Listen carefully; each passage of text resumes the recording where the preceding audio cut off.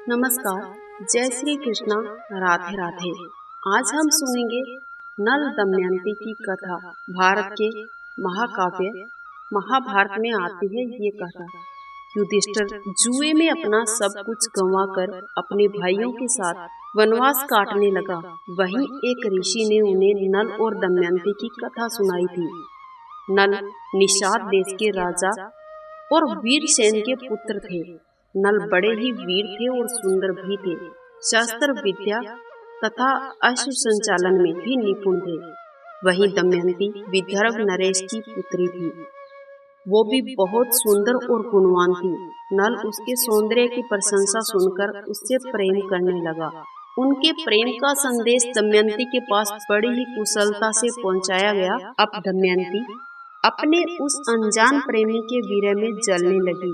इस कथा में प्रेम और पीड़ा का ऐसा प्रभावशाली पुट है कि भारत के ही नहीं, देश विदेश के लेखक और कवि भी इससे आकर्षित हुए बिना नहीं रह सके। विदर्भ देश में भीष्मक नाम का एक राजा राज्य किया करता था। उसकी पुत्री का नाम था दमयंती। दमयंती लक्ष्मी के समान रूपवती थी। उन्हीं दिनों निषाद देश में वीरसेन के पुत्र नल राज्य किया करते थे। वे बड़े ही गुणवान, सत्यवादी और ब्राह्मण भक्त थे। निषाद देश से जो लोग विदर्भ देश में आते थे, वे महाराज नल के गुणों की प्रशंसा किया करते थे। ये प्रशंसा दमयंती के कानों तक भी पहुंच गई थी। इसी तरह विदर्भ देश से आने वाले लोग राजकुमारी के रूप और गुणों की चर्चा महाराज नल के सामने भी किया करते थे। इसका परिणाम ये हुआ कि नल और दमयंती एक दूसरे के प्रति आकर्षित हो गए। कथा बड़ी ही रोचक है।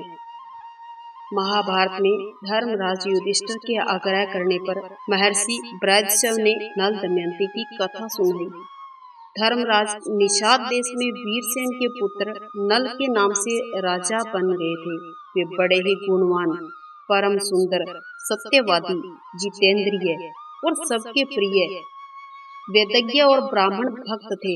उनकी सेना बहुत बड़ी थी और अस्त्र शस्त्र में बहुत ही निपुण थे। वे वीर योद्धा, उदार और प्रबल पराक्रमी भी थे। उन्हें जुआ खेलने का भी शौक था। उन्हीं दिनों विदर्भ देश में भीम नाम के एक राजा राज्य किया करते थे। वे भी नल के समान सर्वगुण संपन्न और पराक्रमी थे। उन्होंने दमन ऋषि को प्रसन्न करके उनको वरदान से 4 संतानें दी, 3 पुत्र और 1 कन्या। पुत्रों के नाम दम, दांत और दमन रखे गए और पुत्री का नाम था दमयंती। दमयंती लक्ष्मी के समान रूपवती थी। उनके नेत्र विशाल थे। देवताओं और यक्षों ने भी वैसी सुंदर कन्या कहीं नहीं देखी थी। उन दिनों कितने ही लोग विदर्भ देश से निषाद देश में आते और राजा नल के सामने दमयंती के रूप के गुणों का बखान किया करते थे। निषाद देश से विदर्भ में जाने वाले भी दमयंती के सामने राजा नल के रूप का जिक्र किया करते थे। इस प्रकार दोनों का हृदय एक दूसरे के प्रति आकर्षित होने लगा। एक दिन राजा नल ने अपने महल के उद्यान में कुछ हंस देखे। उन्होंने एक हंस को पकड़ लिया। हंस ने कहा, आप मुझे छोड़ दीजिए, हम लोग दमयंती के पास जाकर आपके गुणों का ऐसा वर्णन करेंगे कि आपको अवश्य ही वर लेगी। नल ने हंस को छोड़ दिया। वे सब उड़कर विदर्भ देश गए। दमयंती अपने हंसों को देखकर बहुत प्रसन्न हुई। हंस को पकड़ने के लिए उनकी ओर दौड़ने लगी। दमयंती जिस हंस को पकड़ने के लिए दौड़ती, वही बोल उठता, अरे दमयंती, निषाद देश में नल नाम का एक राजा है। वो अश्विनी कुमार के समान सुंदर है। मनुष्यों में उसके समान सुंदर और कोई नहीं है। मानो तो मूर्तिमान कामदेव है। यदि तुम उनकी पत्नी बन जाओ तो तुम्हारे जन्म और रूप दोनों सफल हो जाएंगे। हम लोगों ने देवता, गंधर्व, मनुष्य, सर्प और राक्षसों को घूमते हुए देखा है। नल के समान कहीं सुंदर पुरुष हमें देखने को नहीं मिला।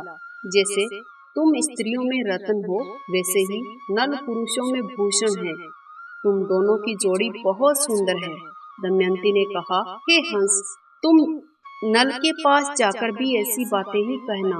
हंस ने निषाद देश लौटकर नल से दमयंती का संदेह बताया। दमयंती हंस के मुंह से राजा नल की कीर्ति सुनकर उनसे प्रेम करने लगी। अब उनकी आसक्ति इतनी बढ़ गई कि वो दिन रात उनका ही ध्यान किया करती। शरीर धूमिल और दुबला हो गया, दुबली पतली दिखने लगी। सखियों ने दमयंती के हृदय का भाव ताड़कर विदर्भ राज से निवेदन किया कि आपकी पुत्री अस्वस्थ हो गई है। राजा भीम ने अपनी पुत्री के संबंध में बड़ा विचार किया था।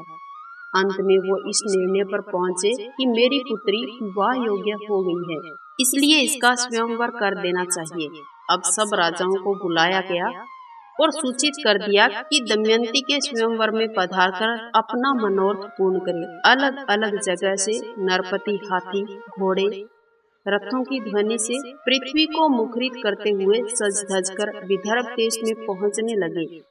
भीम ने सबके स्वागत सत्कार की समुचित व्यवस्था की। देवऋषि नारद और पर्वत के द्वारा देवताओं को भी दमयंती के स्वयंवर का समाचार मिला। इंद्र आदि सभी लोकपाल भी अपनी मंडली और वाहनों सहित विदर्भ देश के लिए रवाना हुए। राजा नल का चित्त पहले से ही दमयंती के लिए आसक्त हो चुका था। उन्होंने दमयंती के स्वयंवर में सम्मिलित होने के लिए विदर्भ देश की यात्रा की। देवताओं ने स्वर्ग से उतरते समय देख लिया था कि कामदेव के समान सुंदर नल दमयंती के स्वयंवर के लिए जा रहे हैं। नल की सूर्य के समान कांति और लोकोत्तर रूपी संपत्ति से देवता भी चकित हो गए। उन्होंने पहचान लिया कि ये नल हैं। उन्होंने अपने विमानों को आकाश में खड़ा कर दिया और नीचे उतरकर नल से कहा, हे राजन, आप बड़े सत्यव्रती हैं। आप हम लोगों की सहायता करने के लिए दूत बनकर जाइए। नल ने प्रतिज्ञा कर ली और कहा कि मैं ऐसा अवश्य ही करूंगा। फिर पूछा कि आप लोग कौन हैं और मुझे दूत बनाकर कौन सा काम करवाना चाहते हैं। इंद्र ने कहा, हम लोग देवता हैं। मैं इंद्र हूँ और ये अग्नि, वरुण और यम है। हम लोग दमयंती के लिए यहाँ आए हैं। देवताओं ने नल से कहा कि आप हमारे दूत बनकर दमयंती के पास जाइए और कहिए कि इंद्र, वरुण, अग्नि और यम देवता तुम्हारे पास आकर तुमसे विवाह करना चाहते हैं। इनमें से तुम चाहे जिस देवता को भी पति के रूप में स्वीकार कर लो।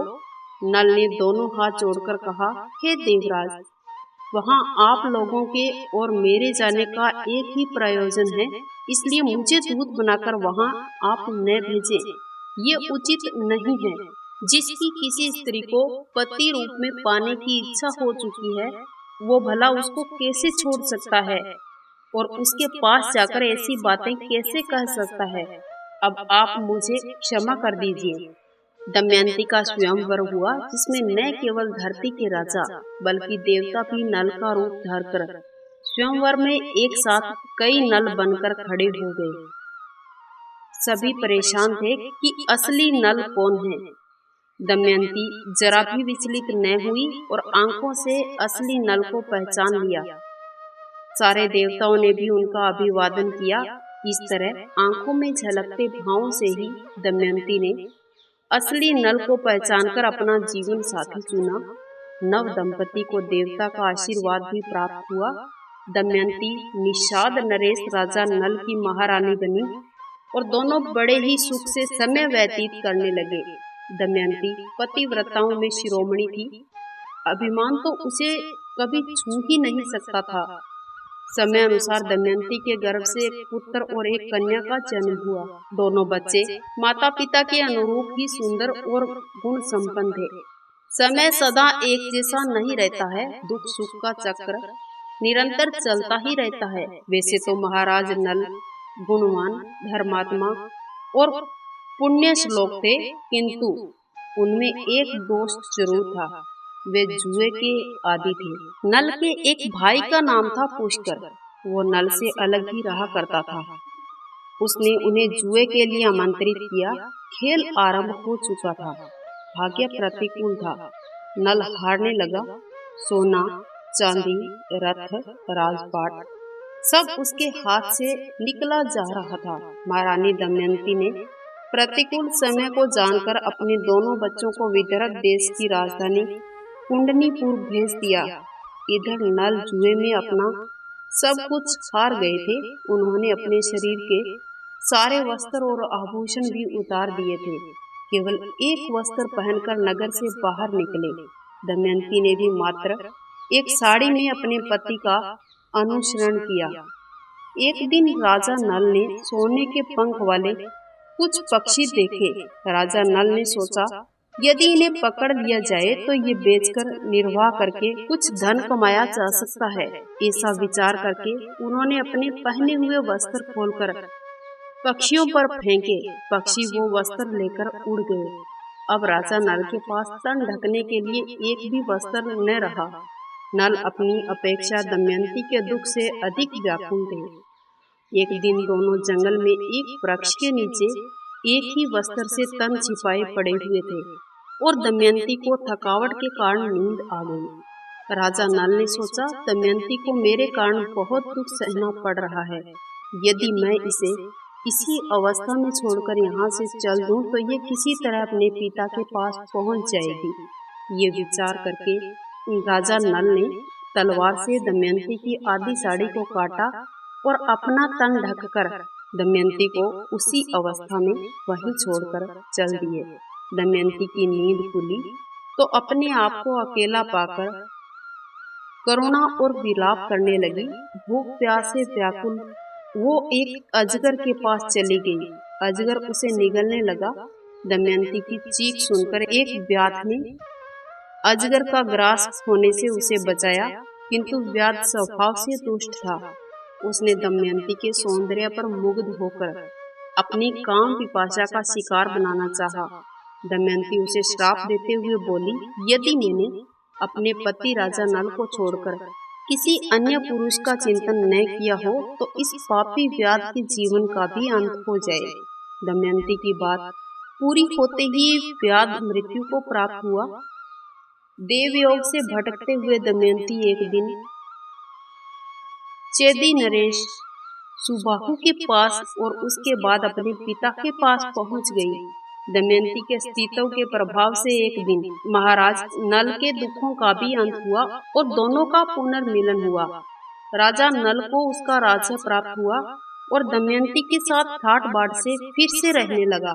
ये थी नल दमयंती की पावन कथा। आज का हमारा वीडियो यहीं तक। मुझे उम्मीद है कि ये कहानी आपको जरूर पसंद आई होगी। अगर अच्छी लगी है तो जाते जाते वीडियो को लाइक कीजिएगा, शेयर कीजिएगा। इसके साथ साथ हमारे चैनल को सब्सक्राइब नहीं किया है तो सब्सक्राइब करके बेल आइकन अवश्य प्रेस कर देना, ताकि आने वाले हर एक वीडियो का नोटिफिकेशन आपको सबसे पहले मिल सके। मिलते हैं नेक्स्ट वीडियो में। वंदे मातरम। जय श्री कृष्णा।